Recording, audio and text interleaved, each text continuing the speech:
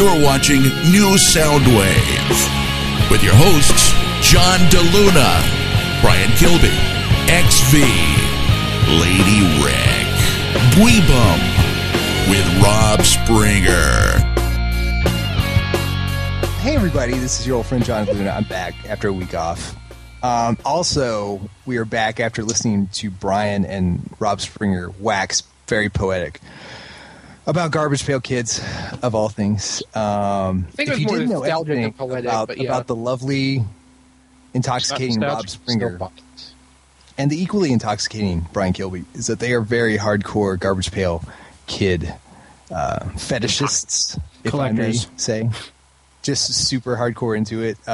Perhaps every Saturday and Tuesday night they dress up in their favorite Garbage Pail Kid character and go cosplay like you've never ever seen before. Beyond your wildest dreams, beyond your greatest imagination, is Rob Springer dressed up like a Garbage Pail Kid. Yeah, thumbs up, double thumbs up, Rob. So basically, it's me farting while looking somewhat couch pale-ish instead of like Grizzly Adams. Yes. Look at this. Look at this. He's showing the goods. Hey, speaking of Garbage Pail Kids, let's transition smoothly into actual video game talk, because this is New Soundwave. Oh, the hell you say? Video game podcast. Hey, I was out last week, but I listened to the show. It was a fantastic show. One of the big topics was the PSN. Obviously, because the PSN was down last week.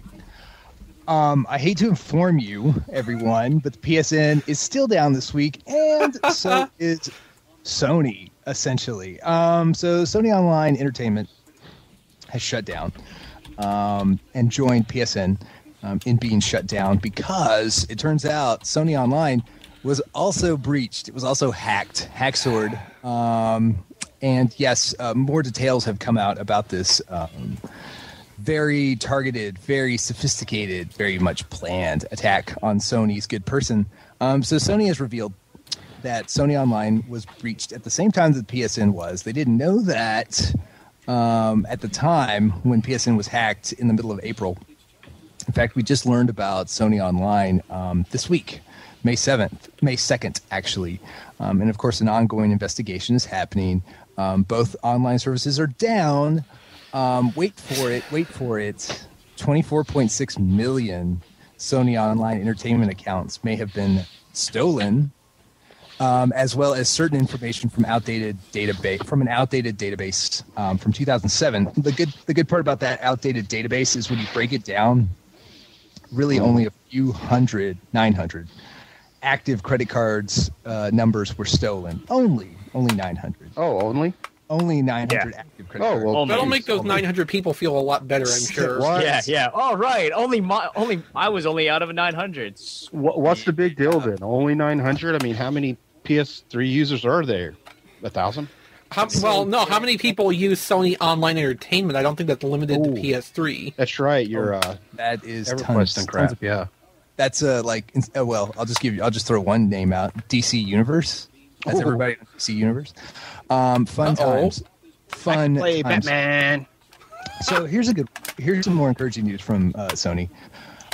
So the good news is, if you're one of the lucky people whose credit card was stolen, the good news is they didn't get your security code. That's good. But they may have gotten your name, address, email address, birth date, gender, phone number, login name, and maybe your password. Maybe. They compromise genders? You mean we can't masquerade as girls on the online games anymore? I'm afraid not. Well, somewhere deep within, like, your user information is your actual gender, unfortunately. So, I mean, you may be still running around as, like, Miko-san in your DC Universe game. You know, you may be like Ted from Dayton, but Miko-san at night. But somewhere in your user information is Ted from Ohio. Also, 10,700 debit records were compromised. That's one of the words that they're using, compromised, during the aforementioned attack. That includes bank account numbers, customer names, account names, and, yes, customer addresses. In response, Sony has said they are very sorry. Of course, I think it's important to note that sorry, John. I think it's also important to note that they were able to take your bank account number Oh yes. If you had a debit card, they got your bank account number, dog. Oh yes. Oh yes. Lucky you. They stole my negative account. That's right. So if they steal your debt, do they have to like pay it off? That would be awesome. Okay, so in response, yes, Sony says they are very sorry, and they have shut down the Sony Online servers. That includes, like I said, DC Universe Online. They have announced that they will provide compensation for every day that SOE is down, a complimentary 30-day membership to SOE, because after this, what else would you want but 30 more days on SOE for this experience? That's what I want. I want to stay with you 30 extra days. Also, a make good plan, quote unquote, make good, that's expected to be announced later. One of the freebies for your troubles here that they feel is adequate compensation is a Batman head for your character in DCU, a Batman-inspired face for your little avatar for Miko-san, and that should smooth over your bank account being stolen. Yeah, absolutely. By some hackers in I don't know, Scandinavia. Yeah. Okay, so I think we're all square, right, Sony? Yeah, I think I think Sony did.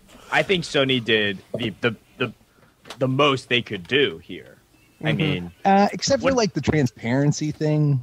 I mean, their corporate communication was a touch lacking. Let's say, how about that? So, and also here's a good one.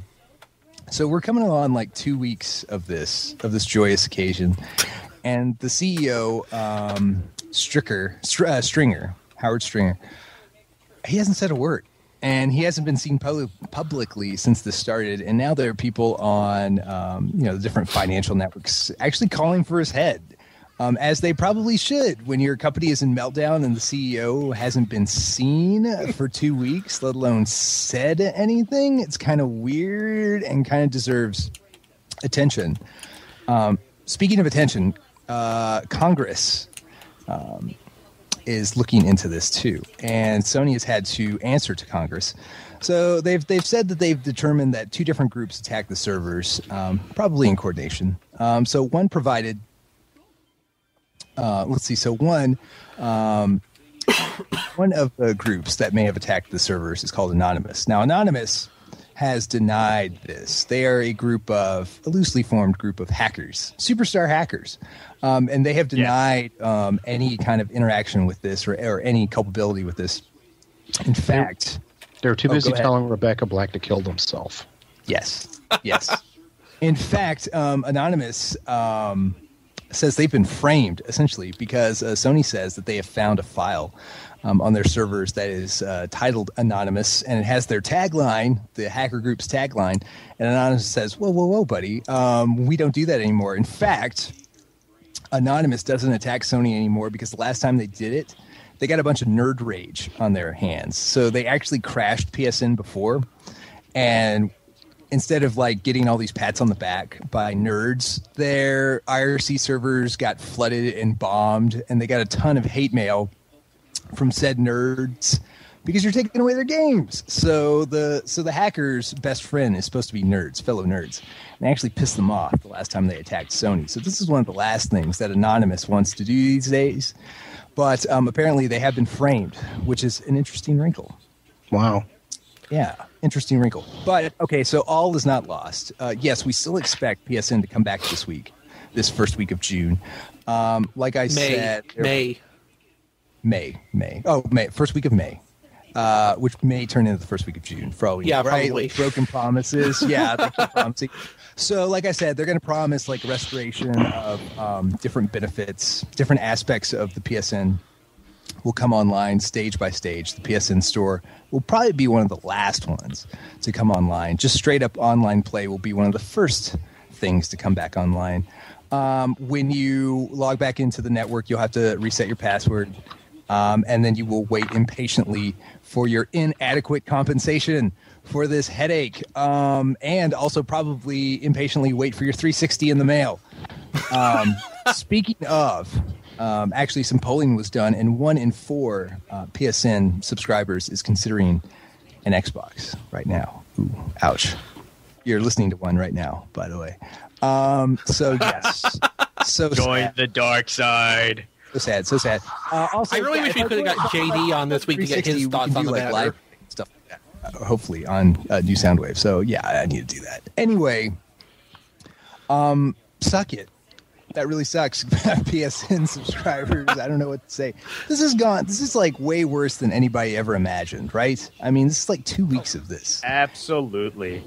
It's going to cost them an estimated, at least right now, $24 billion. Yeah. Not to mention the horrendous PR because they waited 2 weeks to tell you. Right. Sorry, they got your information. And then they waited after there's a huge backlash for the 2 weeks. 3 weeks later, they found out that their SOE got hacked. I mean, really? Yeah. Can you be any slower than that? I mean, it's just. I mean, it's kind of unbelievable that they weren't able to detect that sort of elaborate. I mean, somebody really screwed them. Somebody was able to get in there and leave pretty much zero trace. And yeah. Sony, this is not right. This is 24. This is $24 billion direct costs. Not to mention all the class action lawsuits, all the fines they're going to get. I mean, Canada now, it seems like they're looking into possibly filing a class action lawsuit as well. So you already had one in federal court last week for the states. So this is not going to end. I mean, think of all the countries that they got affected by this week from Sony Online Entertainment. So you know, I keep making jokes about Sony not putting any games on the PS3, but now it's like, just when you'd like them to put out a game, you just like to be able to play it. Yeah. Yeah. Well, you can still play your PlayStation games, just not online anymore.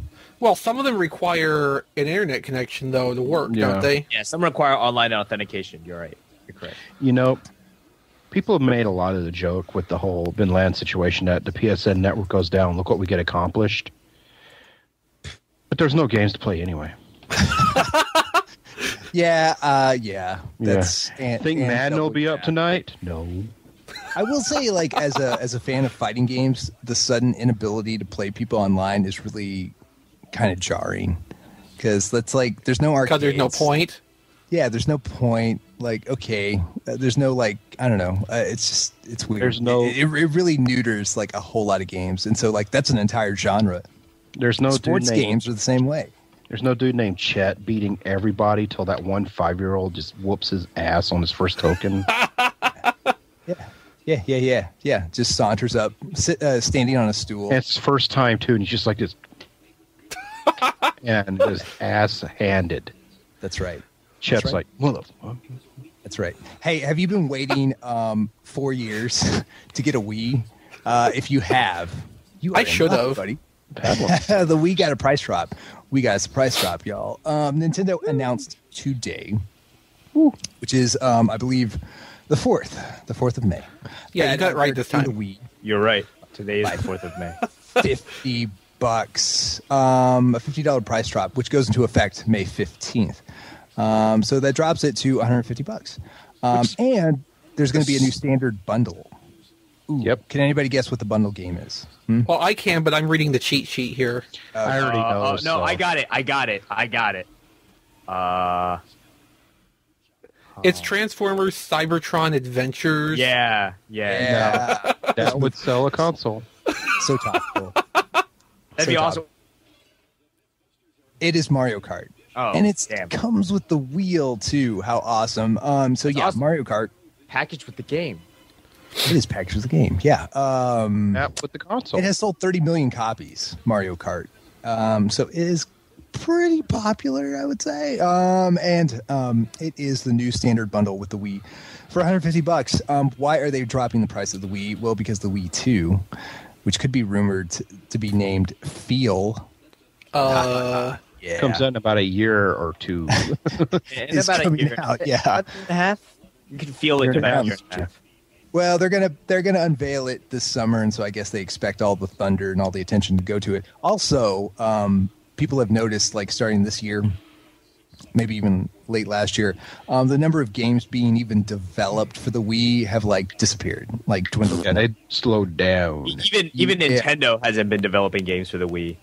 Yeah, So- it's like, I think, the new Zelda, and that's it as far as Nintendo releases, where it used to be like, Nintendo did at least 4 a year. Yeah, but Skyward Sword isn't even out yet. It won't even be out until... It hasn't even been announced yet. No release date yet. So yes, I say Christmas. That's a good time for it.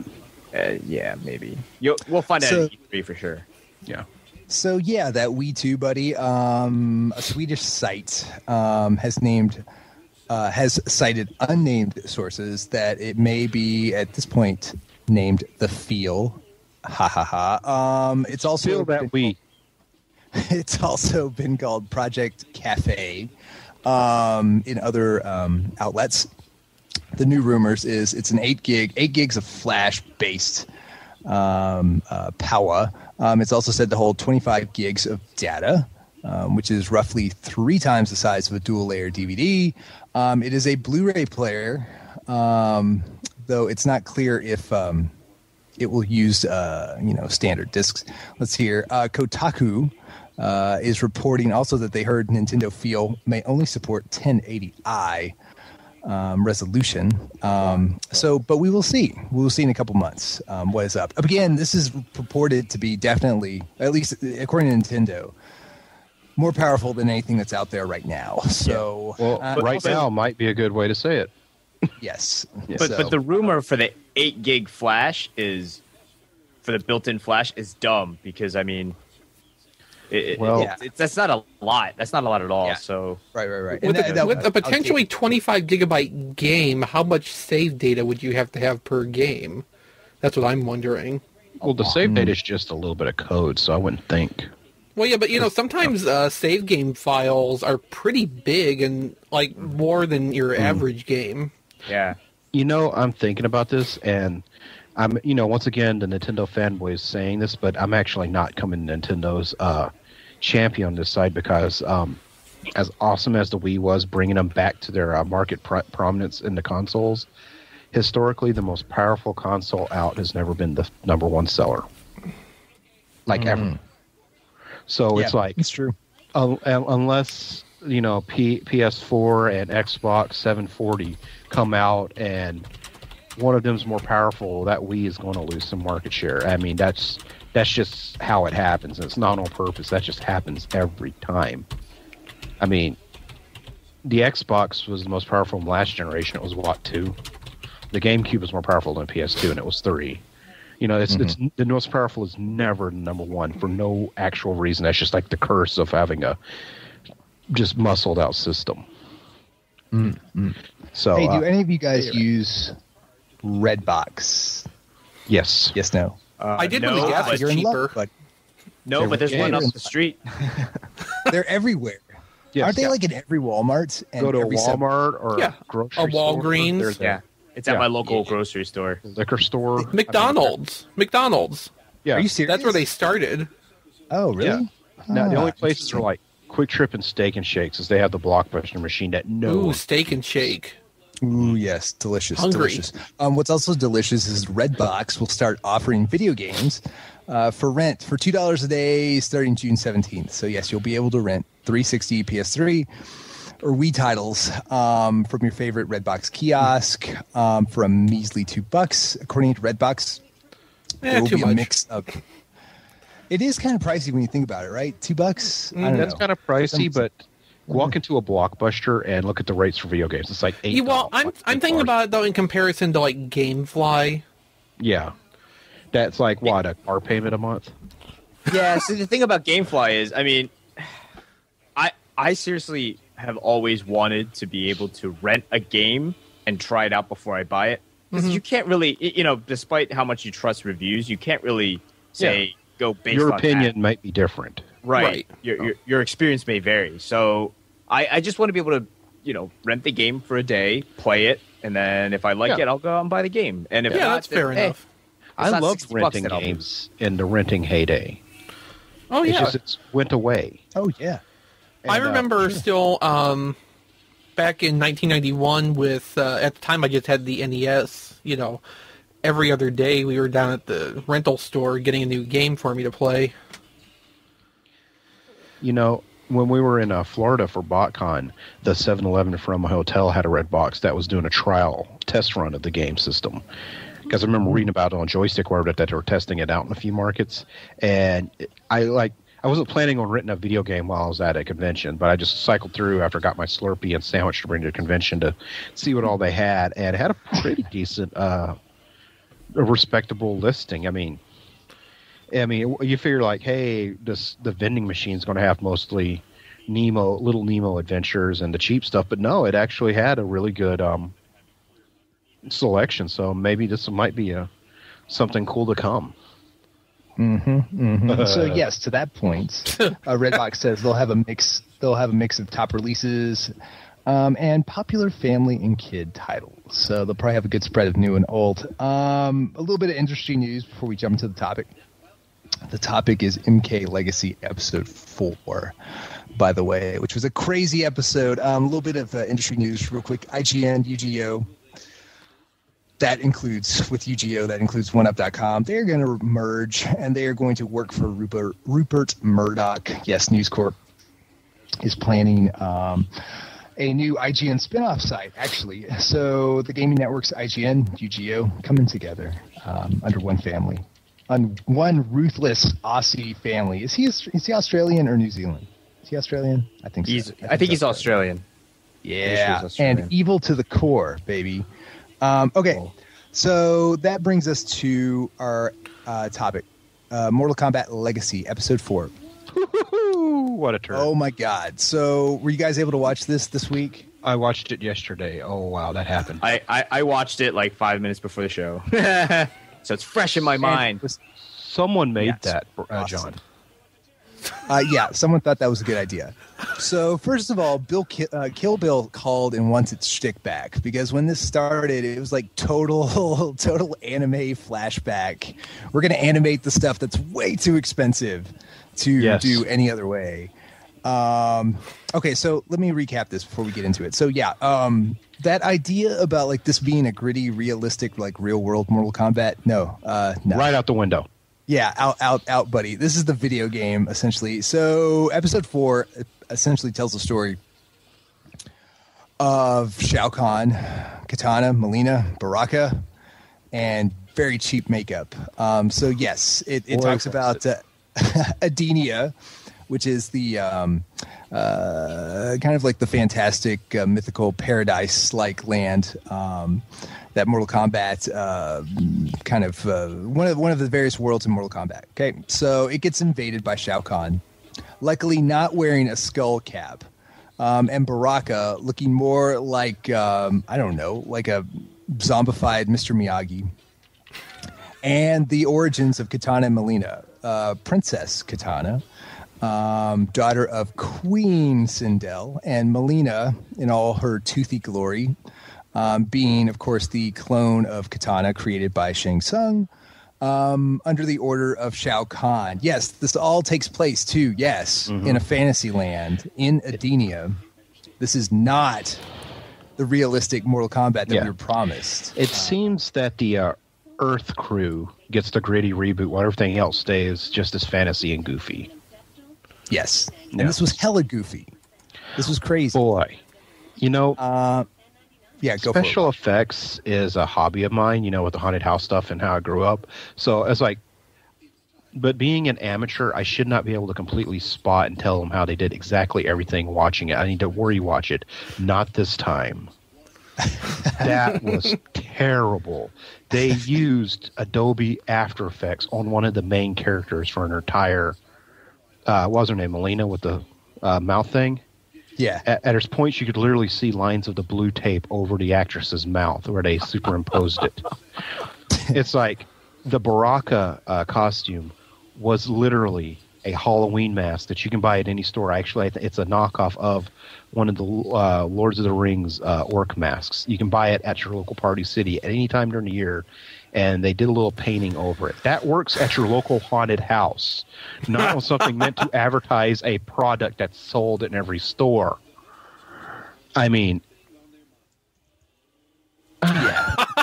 So they used After Effects to do Melina, but for the twin fight sequences, they didn't actually use After Effects there. They just literally had someone standing, and then they had her change clothes. Luckily off camera.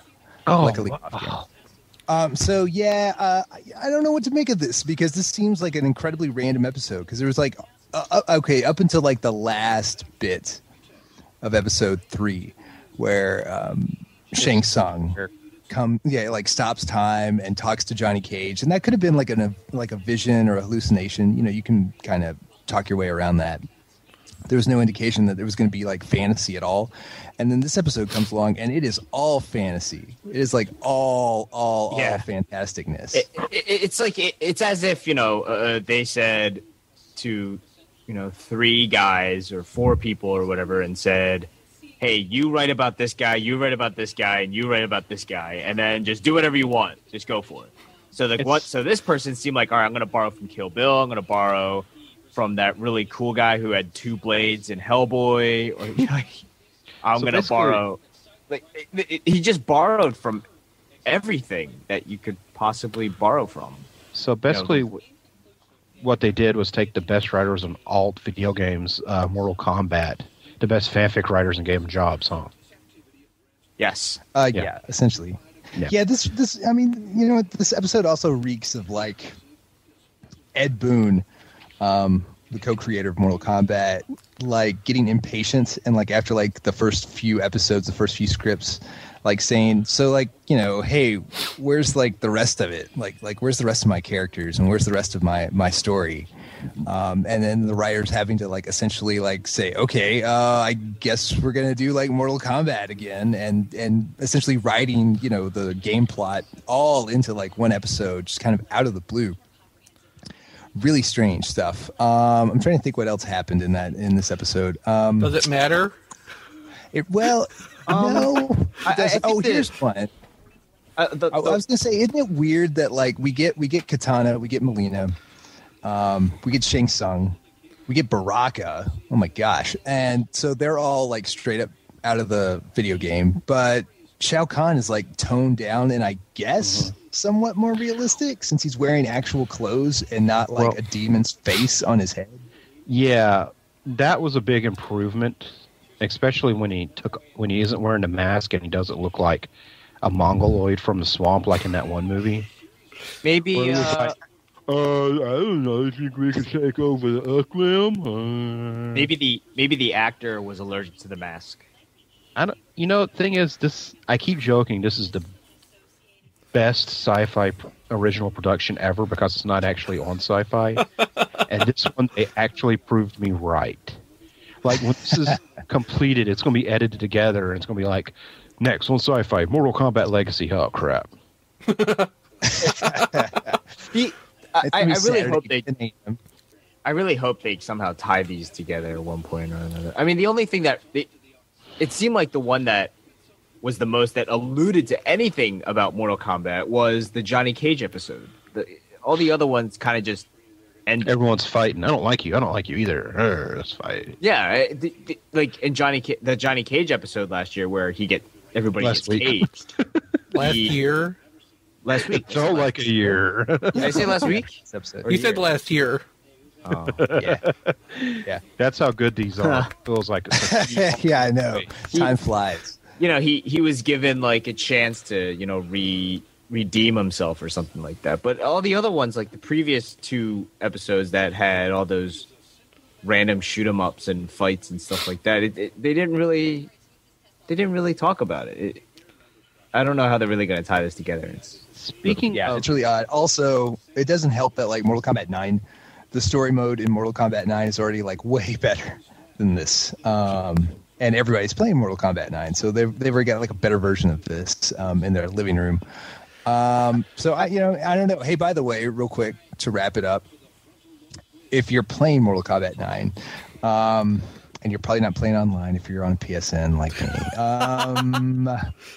Actually, if you're interested in Mortal Kombat 9, it's by far the best game in years for the franchise. If you're interested in high level play, I can tell you that high level play has already developed, and it's already hit the tournament level. So go to YouTube, peruse some of the tournaments. You can see some really high-level Mortal Kombat 9 play already.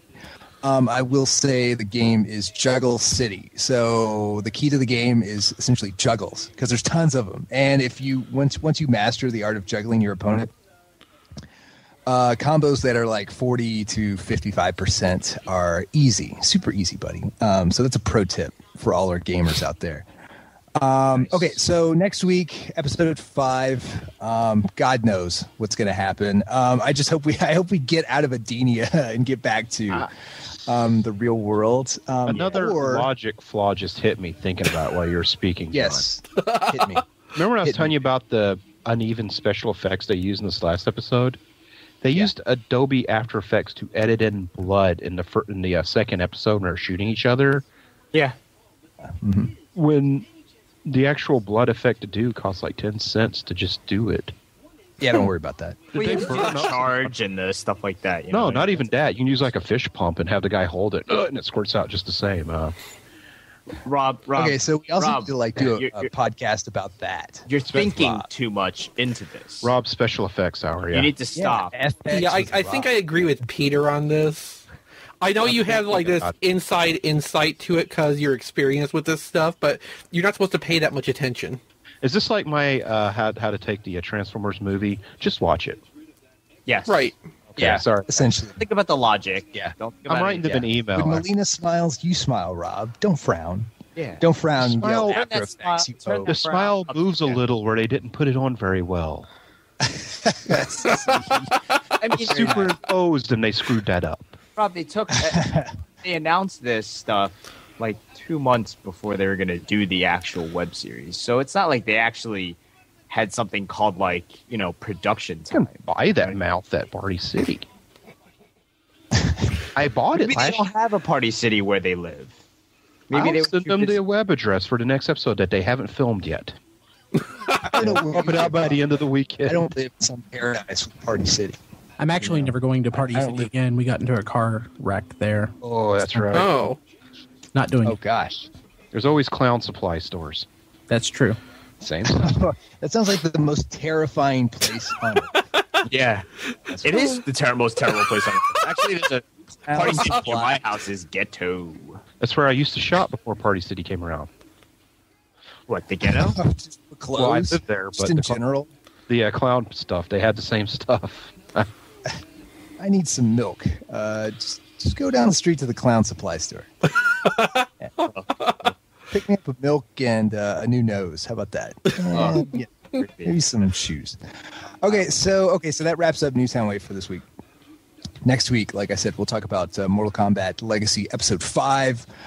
We can only hope it gets much worse from here, because that means it'll be much better, all the better. So yes, until then, I'm your intrepid host, John DeLuna. With me, Rob Springer, Peter, AKKK, Buibum, and XV, and somewhere out there, our producer, Brian Kilby, who said all of 5 words during this entire show. Floating Good for him. space. Record. Floating. Yes, why is he floating in space like this? The voice of God. It's the nebulous Yes. Brian once again. Like I said, I'm John DeLuna. We'll see you next week. Thanks for listening, everyone.